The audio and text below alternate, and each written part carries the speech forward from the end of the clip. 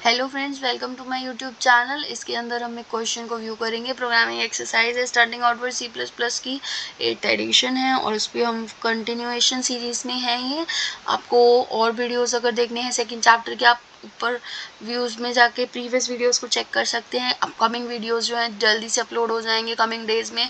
Still आपको कोई doubt हो जो आप मुझसे सॉल्व करवाना चाहते हैं, प्लीज़ सब्सक्राइब माई चैनल।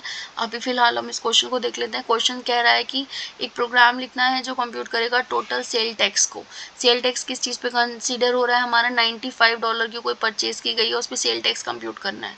ठीक है, अब ये कह रहा है ज्यूम करेंगे कि सेल टैक्स जो है वो 4% है और कंट्री सेल टैक्स जो है वो 2%, यानी ये दोनों सेल टैक्स लग के ही टोटल सेल्स टैक्स जो है हमारा बनेगा। ठीक है, तो हम ले लेते हैं। हेडर फाइल लगा ली, नेम्स पे स्टैंडर्ड ले लिया, मेन मेथड ले लिया। अब वेरिएबल डिक्लेयर कर देते हैं। वेरिएबल डिक्लेयर के लिए हमें पहले लिख लेते हैं परचेज अमाउंट कितना है, $95 का है, 95 ले लिया। डबल में लेने का बेनिफिट ये है फ्रेंड्स कि अगर कोई वैल्यू, अब जैसे आप देख रहे हैं यहाँ पे परसेंटेज में है डेटा, परसेंटेज से हमें तो पता चल रहा है कि डेसिमल वैल्यूज़ में डेटा आ सकता है।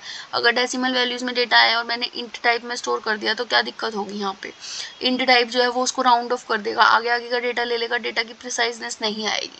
जैसे अगर किसी को 0.50 पैसा देना है, 0.50 पैसा है, 0.78 पैसा हो जाता है, तो राउंड ऑफ करेंगे तो ₹1 पूरा बढ़ जाएगा।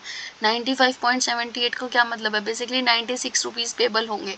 तो हमें एक्यूरेसी और प्रिसीजन को मेंटेन रखना है, तो इसलिए हम डबल ले रहे हैं। अगर 95.00 वैल्यू जनरेट होगी तो एग्जैक्ट 95 है, बट अगर 95.78 या समथिंग कुछ बड़ा जनरेट होता है 50 से, तो वो आपको 95 को 96 में मूव कर जाएगा। और ये चीज़ धीरे धीरे करके सिस्टम की प्रिसाइजनेस को इफेक्ट करती है, इसलिए हम यहाँ पे डबल वेरिएबल ही लेके चल रहे हैं।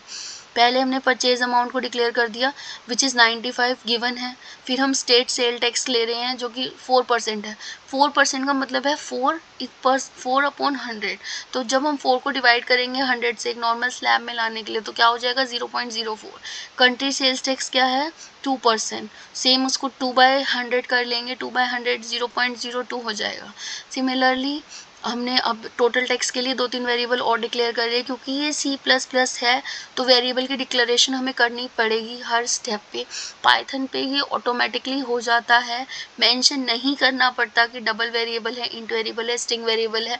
अपने आप अकॉर्डिंग टू वैल्यूज़ जो है कंपाइलर असाइनमेंट कर देता है डेटा टाइप का। ठीक है, यहाँ पर हमें मैनुअली करना पड़ेगा। C++ में नहीं करेंगे या भूल जाएंगे तो कंपाइलर से एरर जनरेट होंगे। ठीक है, अब नेक्स्ट हम कहते हैं सेल्स टैक्स को हम कैलकुलेट कर लेते हैं। तो हमने सिंपली परचेज अमाउंट को मल्टीप्लाई किया स्टेट टैक्स से, कंट्री सेल्स टैक्स के लिए परचेज अमाउंट को किया कंट्री सेल्स टैक्स से।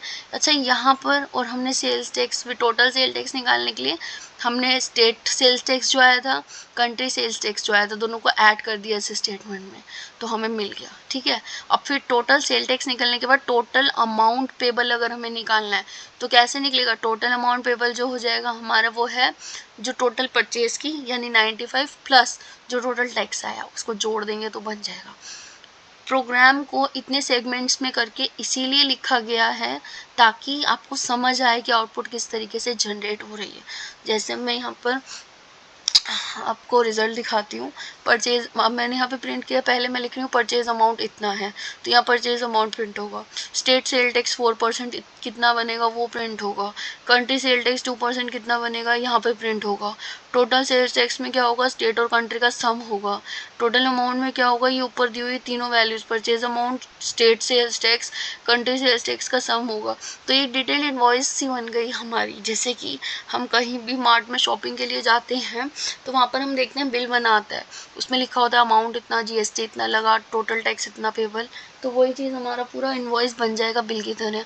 इसीलिए मैंने आपको इसको स्टेटमेंट वाइज डिवाइड करके दिया। हालांकि आप ये सब एक ही स्टेटमेंट में कर सकते हैं, थोड़ा मैसी हो जाएगा, रिजल्ट एक्यूरेट ही आएगा, बट हम उसको डिटेल बनाना चाहते हैं इसलिए हमने इस तरीके से लिया है। ये बेस्ट पॉसिबल वे है क्योंकि ये एक बेसिक प्रोग्रामिंग है एंड आप अभी बेसिक से एडवांस की तरफ मूव कर रहे हैं, इसीलिए मैं ये आपको बेसिक वे में सिखा रही हूँ। आउटपुट को एक बार चेक कीजिए फ्रेंड। परचेज अमाउंट में आपको हो गया $95 एग्जीक्यूट हुआ है। स्टेट सेल टैक्स लगा है 4% का, 95 का 4% $3.8। कंट्री सेल टैक्स लगा है इस पर 2% का $1.9। Total sale tax $3.8 plus $1.9 $5.7। Total amount कैसे निकलेगा फ्रेंड्स आपका, $95 में $0.7 को जोड़ दीजिए तो $100.7. This is the total amount payable after the tax, यानी टैक्स के साथ जो 95 रुपीज़ की परचेज आइटम है वो आपको 100.7 रुपीज़ की पड़ेगी. ठीक है फ्रेंड्स, कोड मैंने आपको दे दिया है, कॉपी पेस्ट कर लीजिए, स्निप ले लीजिए, इसको कंपाइलर पे रन करके देखिए, आउटपुट समझा दी गई है. स्टिल कोई डाउट हो, कमेंट सेक्शन ऑन है, कमेंट सेक्शन में आप क्वेरीज पोस्ट कर सकते हैं. कोई और प्रोग्रामिंग टाइप क्वेश्चन है जिसकी आप हेल्प चाहते हैं मुझसे तो उसको वहाँ पे पोस्ट कीजिए. मैं 24 आवर्स के अंदर अपनी टीम के साथ ट्राई करूँगी कि आपको सॉल्यूशन प्रोवाइड करवा दिया जाए without any delay. Okay friends, please channel को सब्सक्राइब ज़रूर कीजिए क्योंकि यही एक तरीका है जिसकी वजह से मैं चैनल कंटिन्यूएशन में रख पाऊँगी. एंड लाइक कीजिए चैनल को, शेयर कीजिए एंड सब्सक्राइब कीजिए. Okay friends, bye, will meet in the next video. Till then bye.